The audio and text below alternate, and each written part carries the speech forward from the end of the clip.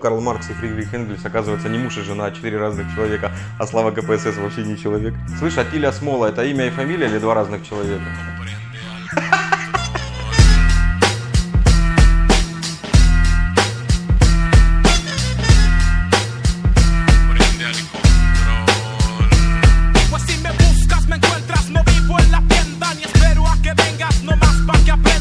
Всем привет, это канал Loud Sound. У нас сегодня обзор линейки сабвуферов Machete. Я вам расскажу сегодня про 3 категории сабвуферов, на что они делятся. Мы немножечко вспомним, где они стояли в наших демокарах. И, собственно, расскажу вам, чем они друг от друга отличаются и сколько они стоят. Почему в кадре у нас сегодня бутылка Джек Дэниелса, вы узнаете в конце выпуска. А начнем мы с истории. Сабвуферы до того, как были переименованы в Machete, назывались Magnum. Почему их переименовали, если честно, я не знаю. Первыми мы их пощупали, потрогали, посмотрели, на что они способны в легендарной тринашке. В первом исполнении со стеной, когда тринашка избавилась от гроба сзади с 8 двенашками и получила стену с 5 пятнашками, тогда стояли именно вот эти вот сабвуферы Magnum M12, которые сейчас называются Machete M12, и на них Тёма, собственно, осуществлял пристрелку оформления. Далее сабвуферы, уже переименовавшись в Machete, встали в Hammer, точно так же на пристрелку. И третий заключительный раз, когда заехали сабвуферы в наш демокар, это была опять же тринашка, и мы сделали это ради эксперимента. В уже оформленную по-другому стену с портом слева, с 4 вместо 5 пятнашками, заехали Machete Sport, новинка на тот момент, и мы тогда очень хорошо дали просраться, мы прям катались вот по западному, пока один из них не сдох. Один сдох или два, я уже не помню. Но суть в том, что вливали мы им очень порядочно, и результат при этом на музыке был под 155, если я не ошибаюсь. Супер спорт. Кстати, самая популярная шутка, да, говорят, Machete спорт, Machete супер спорт, а следующий какой будет? Гиперспорт, бля, или супер спорт, или мега спорт? Machete Синтол.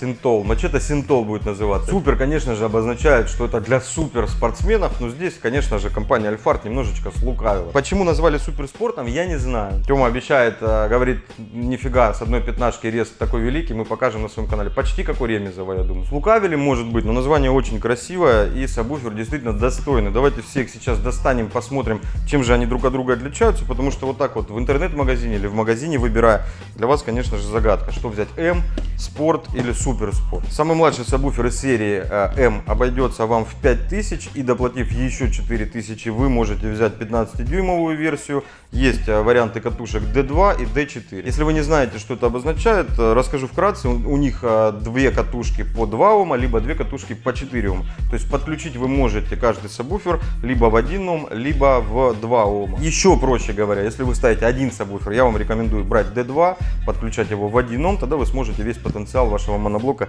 реализовать. Если вы берете 2 сабвуфера, будет логично взять D4, подключить каждый сабвуфер параллельно в 2 Ома и между собой их подключить параллельно в 1 Ом. То же самое мы реализуем потенциал усилителя. Ниже 1 Ома, как всегда, подключать не рекомендуется. Это как бы такое, можно сказать, снятие ограничителя. То есть там дальше уже нужно хорошее питание, нужны мозги. В случае со спортом у нас нету сопротивления D4 уже, нету двойной катушки по 4 Ома, есть 1 либо 2. Стоит спорт-версия 6500, на 1000 дороже, чем М-версия, и еще за 1000 вы получаете 15-дюймовую версию. Все сабвуферы представлены у нас только в 12 и 15-дюймовых версиях. Единственное исключение, Machete M, когда он назывался еще Magnum, была 10-дюймовая версия, до сих пор их можно найти, очень злые, прикольные малыши. Добавив 2500 к спорту, вы можете взять уже суперспорт или добавить еще 1000 и получить его 15-дюймовую версию. Внутри ничего необычного у нас нет. Наклейка, гарантия, инструкция и, собственно, сами сабвуферы. Внешние сабвуферы выглядят практически одинаково. У нас абсолютно одинаковые колпаки, одинаковая площадь диффузора, небольшая разница в подвесе, немножко больше он на спорте, еще чуть-чуть больше на суперспорте. И сверху, в принципе, отличий мы никаких не видим. По корзинам М и Спорт у нас одинаковые корзины, но на М у нас стоит катушка 2,5 дюйма, на Спорте уже 2,75. Магнитная система также на Спорте чуть больше, и заявленная мощность также у нас отличается: 350 Вт РМС на М и 750 Вт на Спорте. Отличия же Суперспорта более кардинальные.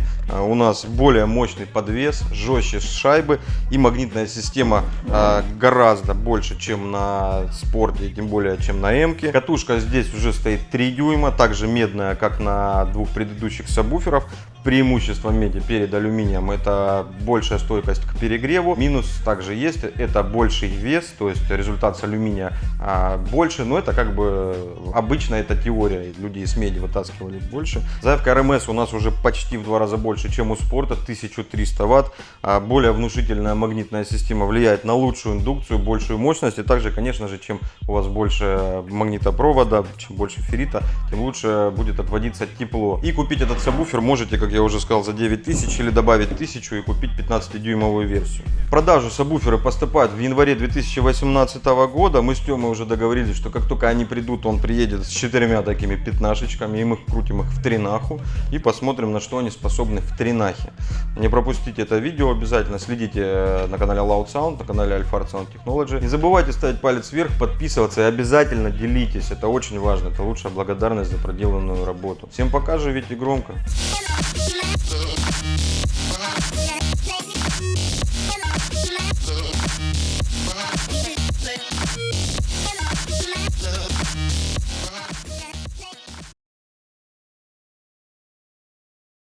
Ну и соответственно между собой